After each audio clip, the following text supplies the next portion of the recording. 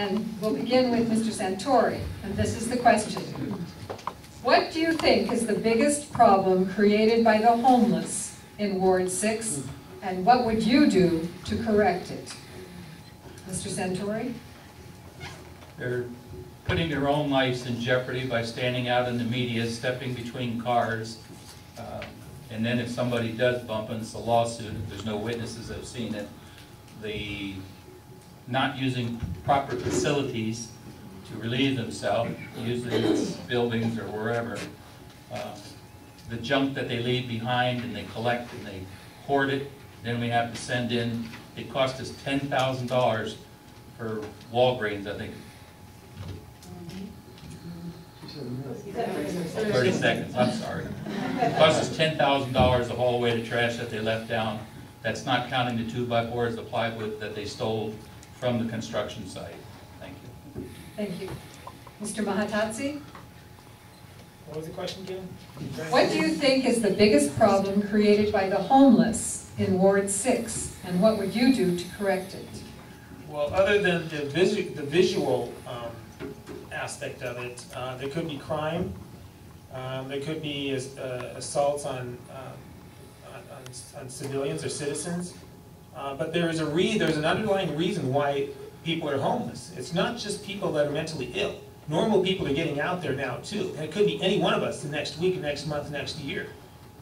And I think we have to find out the underlying reasons. I'm willing to talk to the Homeless Commission and any groups that are related to that and see what they might suggest be done. And I'm willing to talk to the federal and state governments as well, make connections with them as well, and get more money in here. Mr. Andrews? Panhandling and taking over the vacant buildings in our area are probably the two biggest problems that I see. And I've worked with all the local entities to get them to work together to try and solve the problem. We have to work with the city. We have to work with the Homeless Advisory Board. We need the community to get involved as well.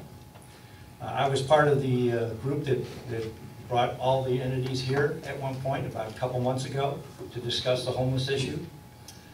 And I wouldn't be opposed to trying to figure out how we could afford to put another homeless shelter on this end of town in some kind of an out-of-the-way area, just like we did downtown Riverside. I think a lot of the people are here because they can't make it to the downtown facility. They kick them out of the facility at 6 or 8 o'clock in the morning. It would be nice to have a facility that was actually open more time so that these people could be off the streets and be inside and be less of a nuisance to the community. Thank you. Ms. Chavez? I wish there was a quick fix to this problem. There isn't a quick fix.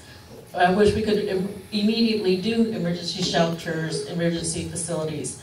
But then you look at the long term. If you look at the long term, that is why the Cedar Glen apartments are being built. It's long term for them to be housed. That's why the Camp Anza is being built for the disabled veterans. That's permanent housing. This is what will help alleviate some of the homeless problem there.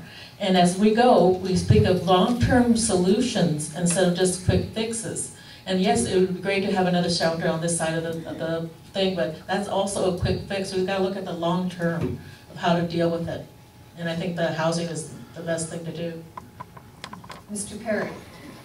I think the biggest issue with the homeless is taking over our vacant buildings and sleeping outside, and the issues that come with it. I'm not convinced the panhandler who stands on the street corner is homeless, because most of the time they have a better cell phone than the one I own.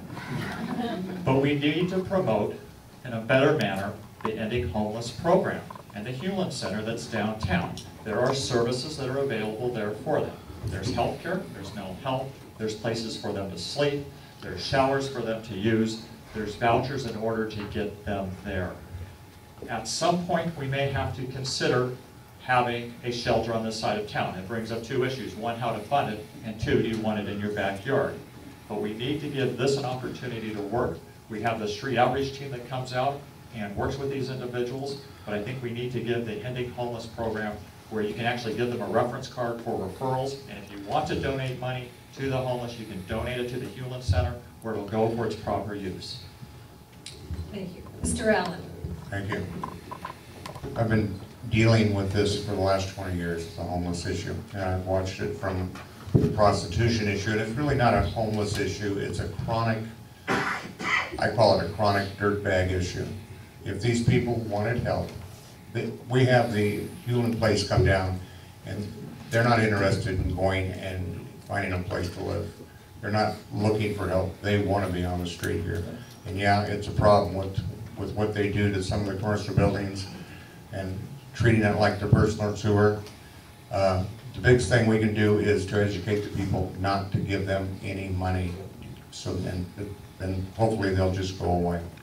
Thank you.